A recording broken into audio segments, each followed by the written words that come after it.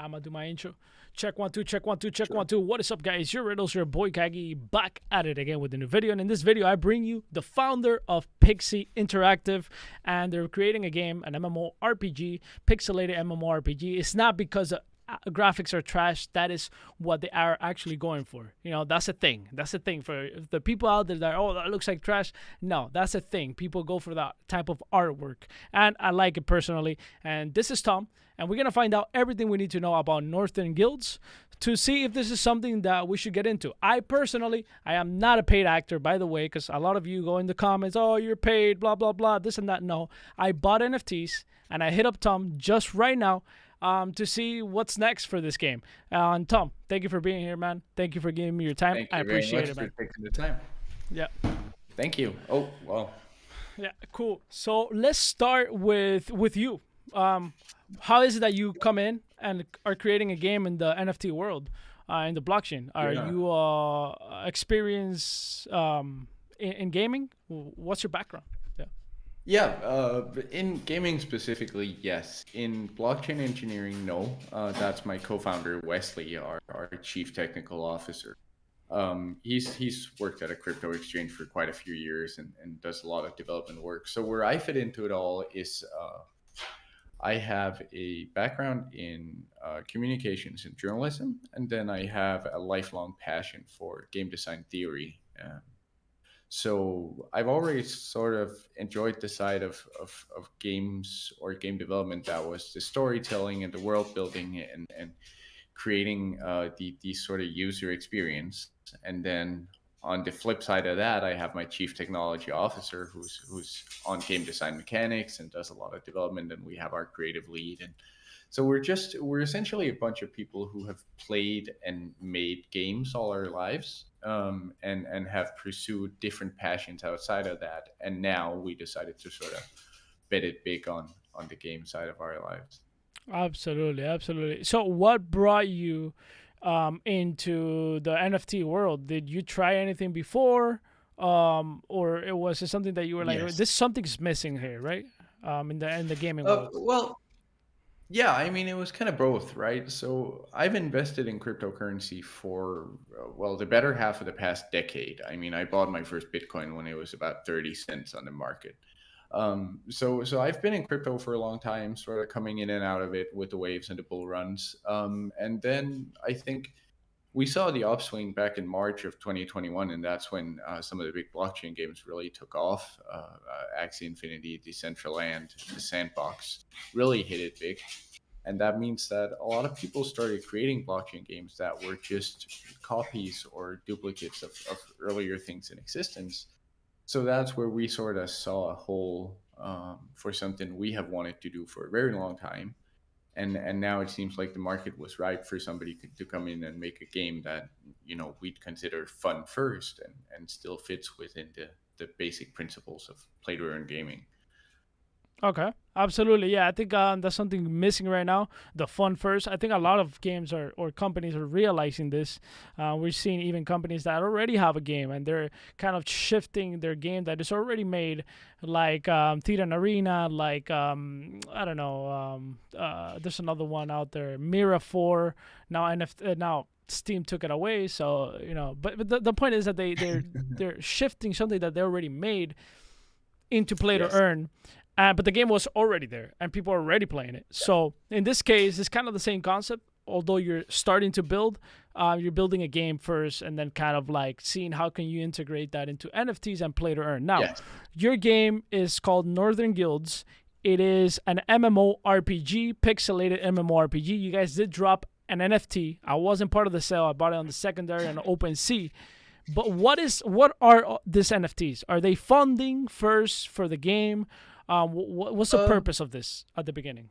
yes. So they're going to fund the development timeline. We have about a 24 timeline. That's when we expect version 1.0. That being said, the way we're kind of building the game is using something we call iterative testing, which basically means from the very early stages, we're going to bring players directly into, game development, let them try early features. So the NFT is basically an access pass to that. It allows you to be part of the development process, the testing process from day one.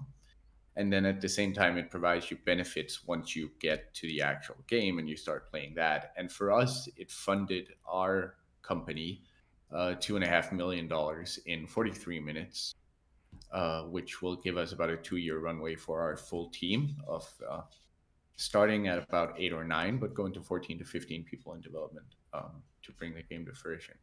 Interesting. So I did talk to some people, and I don't know if it was you or maybe your co-founder, but I was talking to some people on the Discord. I was asking, how is the play to earn going to be integrated? Is there going to be any tokenized items? Is it going to be maybe something more traditional where everything is more like cosmetics and everything else is not going to be tokenized?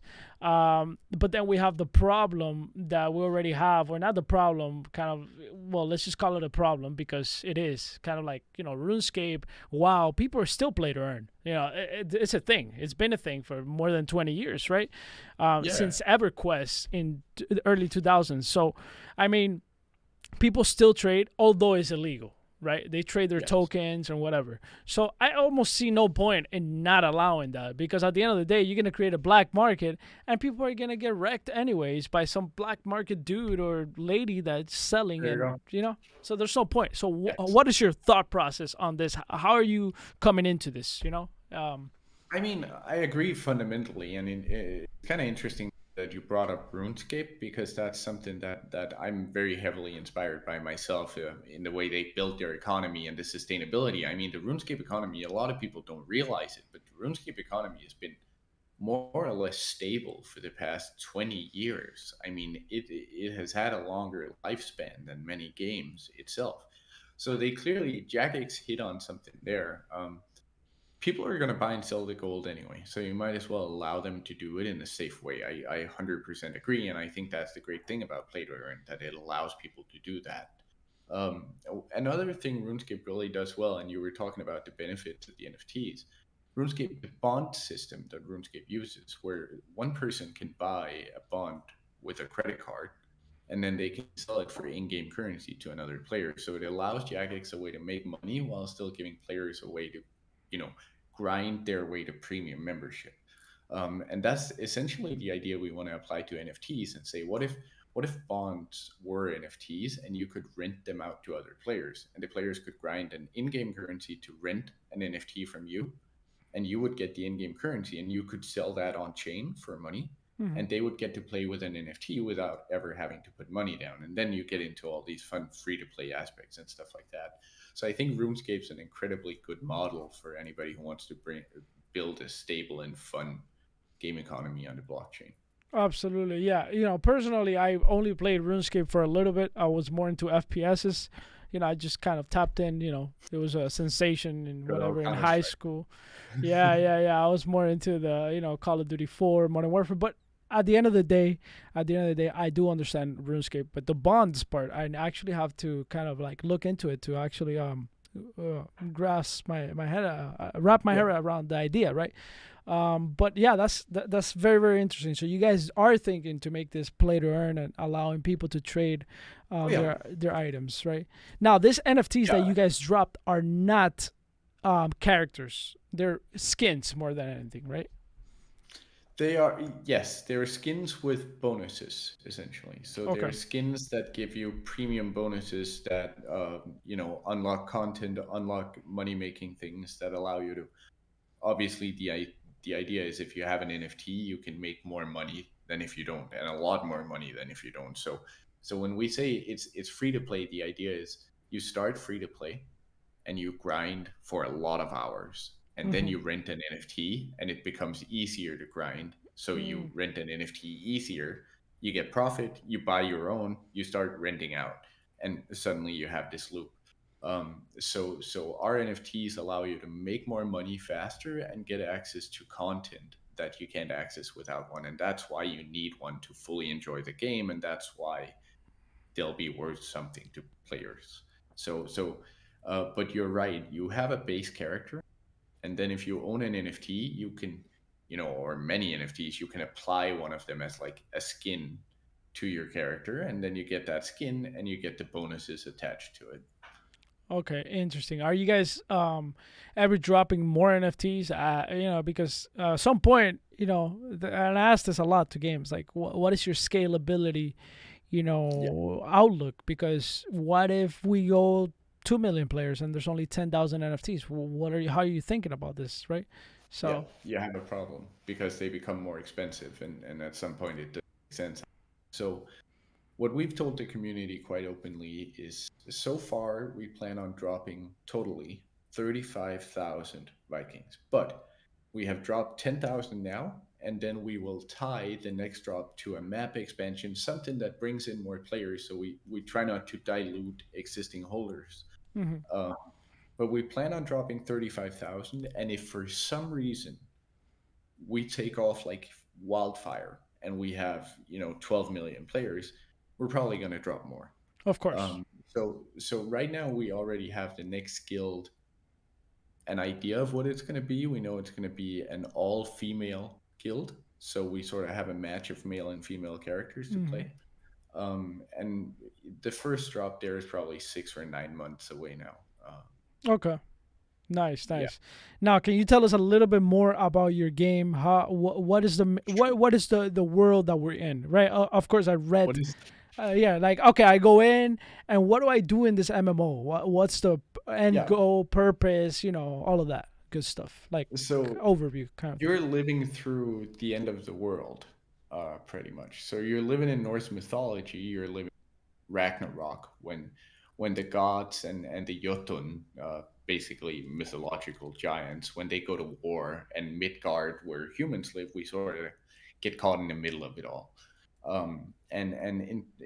According to mythology, the world's supposed to end there. Like there's supposed to be two people left alive, I think, something like that. But in the game, in our lore, humans kind of saw this coming, right? So we made these guilds where we trained people for hundreds of years to just be the best possible fighters. And they weren't allowed to go to war or anything. They were just allowed to be there and be stronger and stronger and stronger. So when Ragnarok comes, they can fight back. You're one of those people from the guilds. That's your character. You're one of these heroes. So you're dropped into this retro style MMORPG dungeon crawler action combat kind of game. I mean, anyone who's played Realm of the Mad God remembers the bullet hell there, and that's kind of the high octane gameplay we want. But you're dropped into this MMO world where the entire point of it all, grand scheme of things, is fight gods, fight giants, and make sure humanity doesn't end. Okay, okay, And we do okay. that in like I love. One of the action things I packed. love this. I love this style. The Vikings, man. I'm. That's one of the reasons I kind of looked into this, to be honest, because I used to watch, the Viking series and stuff like that, and I like history, man. I enjoy history a lot. So this looks amazing, to be honest. And it was a choice, right? Like you guys chose this style. Like I said in the beginning, it's not something, yeah, Yeah, because I think a lot of people get lost in that with graphics, and that yeah. doesn't dictate. The thing for us is blockchain gaming is as we talked about before, a very difficult space to work in. And if you want to make a game that's I mean, really fun. I don't think people appreciate that even the simplest game, something like Stardew Valley, Oh the yeah, amount of hours that go into making every little detail right to make it fun, because so little has to go wrong to ruin it. It requires so much attention. So if you also want to do something that's like high graphical fidelity on top of the blockchain, I mean, we'd need, we raised $2.5 million. If we were to do a 3D game that was still fun and still lived up to expectations, we'd probably need $50 million. or So more. we chose this or more. Yeah. So we chose this style because we thought, first of all, we're all kind of nostalgic for the retro 90s games. I mean, there was something about them that just, it always hits home.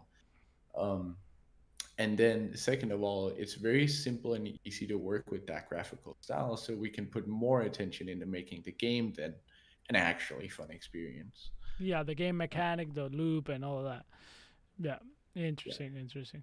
Man, I'm looking forward to this. Is there anything coming soon in terms of maybe gameplay or like starting, like you said, like super alpha? Like, is there something coming down the line or we're still not there yet? Yeah, there. I mean, we're still right now. We're at a point where we are not too far away from releasing a lot of concept stuff. So that's pictures, maybe even who knows a short animation.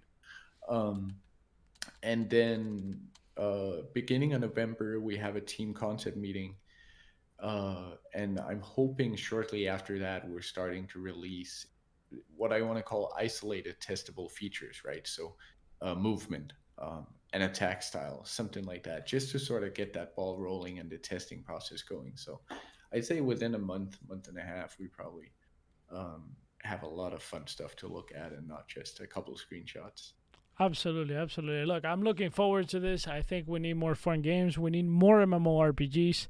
I basically For think everything should be an MMORPG at this point. And I don't come from yes, MMORPG gaming. Like that wasn't my thing. But it's something that over time, especially when I got into the blockchain, I'm like, it makes so much sense, right? Like they're it does. built for this. This is what MMORPGs are built for. It's a perfect fit, and I just want to see more successful. We have Ember Sword, but Ember Sword now doesn't really want to do the trading with the gold, which is kind of like what? There's gonna be black Yeah. market anyway. Now, something important that I almost forgot: are you guys doing any type of land ownership? Because this is very very popular, and I think, and we're even seeing it. In New World, right? Like people are buying houses, but those houses don't mean anything, right? Um, No. Not only are we doing landowner, we are gonna integrate collective land ownership through smart contracts. So, for example, if you're someone, I mean, sometimes this land, I hope our land never goes for $9 million because that's just not fun first. But it might happen one day, and if it does, what we're doing is we're making it so clans or groups of friends can get together, can pool together money to buy pieces of land. So you could have a clan home where everyone in your clans owns a bit of the land and they get a bit of the fees or the taxes from the land in game. Um, yeah, that's gonna be tough, man. The there's a lot of speculation here. There's a lot of people with money, wells. I mean, it almost it is what it is. I think the best way to go about this, and it's a little bit centralized, whatever, but it's the best for the game. I think, is to make sure the pillars of the community get land, right? When I say the pillars of the community, YouTubers, right? Not for free. I'm just saying, like, you offer them, like, look, we'll give you. You guys want to create a guild, yeah, Kagi? You want to create a guild? We'll give you the ability to buy this plot of land, or YGG, or some of the guilds that I think you guys already collaborated. You give them because these are pillars of the community that are not necessarily looking to flip on you, and yeah, you make sure those pillars of the community have access to this so they can actually create have their guild running, right? Because right. they become pillars of the economy, right? They bring players. They're not trying to flip necessarily. They're just trying to Oh, yeah. actually live in the world, right?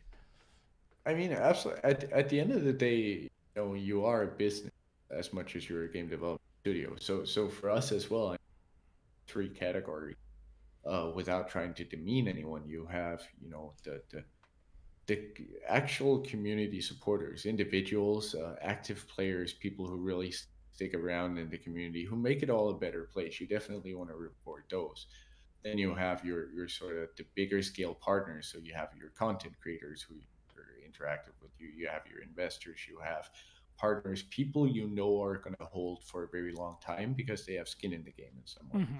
And then you have the more public side sale to new players and people from the outside who might have whatever intentions they have. You can't predict that. Mm-hmm. So definitely, I mean, I think any reasonable company will always do it. You'll have some sort of reservation system or a pre-sale, or even sometimes people do discounted sales for specific community members or partners or Right. you know It's what part of have the you. it's part of the But game. It's part of the game. Yeah, it's important. It's important. yeah, I, I cost of doing business. I mean, normal businesses do it too, right? Your Yeah. supply chain gets a better deal than you because they're your supply chain. Right. No, I agree. I agree with all of this. I just put it out there because some people sometimes they don't understand, and they comment on things like, "Why is YGG or this guild getting access?" I'm like, motherfuckers, listen. If they have 80,000 people, they're not looking to flip. They're looking to bring those people into the game. This is good Yeah. for you. Your economy as a single player. Let's say you're a solo player or you only play with a few friends. This is good for your economy. You got somebody to sell your stuff that you grinded for. This is good. Don't complain about that. Like, I understand where they come from, but sometimes they don't understand that this is actually the best case scenario because you got literally a boot started economy right off the bat without doing much, Yeah. just by giving them access to buying, because a lot of the times it's not even free. Most of the time it's not even free. It's just simply that they get access to buying without going through the hurdles, and that's it. And it's beneficial for Yeah. everybody. So It's allocation. I yeah. mean, and it if it looks stupid but works, I mean, It is what it is. Hey man, it was fun talking to you, man. I think yeah, absolutely. I'm gonna keep up with this game and probably do a little video, kind of like overview. And I encourage everybody to check out this website. I'm gonna leave the links down below. I'm gonna leave the Discord. I'm gonna leave the Twitter as well. And make sure you join the community. I'll be around. I'll be around the community, popping in and out. I'm in a lot of games, but I try to sometimes put a few minutes into every single game that I jump into. And the NFTs are super cheap. I hope they don't pump after this video. Probably not, but I think they're super cheap. I already tweeted about it, so this is not me trying to pump my bags. I've been telling you guys. I've said it a few times. Get some NFTs. I think they're pretty cheap. They're pretty cheap for the potential that this game might have. So, Tom, thank you, man. Appreciate it. Thank you so much.